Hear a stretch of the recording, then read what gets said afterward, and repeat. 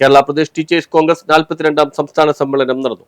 Kerala Pradesh teachers association 42ാം സംസ്ഥാന സമ്മേളനത്തിന്റെ ഭാഗമായുള്ള പ്രതിനിധി സമ്മേളനം മന്ത്രി കടന്നപ്പള്ളി രാമചന്ദ്രൻ ഉദ്ഘാടനം ചെയ്തു.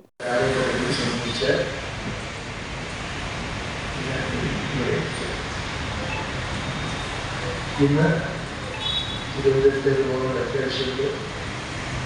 പക്ഷെ അതെല്ലാം മാറ്റി തിരിച്ച് KPTA സംസ്ഥാന സമ്മേളനം നടത്തുന്നു.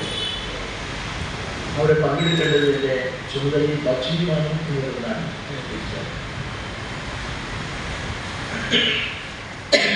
KPTA ഭാരവാഹികളും സുഹൃത്തുക്കളും പറഞ്ഞ് കഴിയുമെന്ന് എനിക്കറിയാം. ഇവിടുത്തെ അധ്യാപക സുഹൃത്തുക്കൾ പറഞ്ഞത് ഇന്ന് പരീക്ഷ പേപ്പർ നോക്കുന്നത്. സംസ്ഥാന പ്രസിഡന്റ് PM രാജീവ് അധ്യക്ഷത വഹിച്ചു.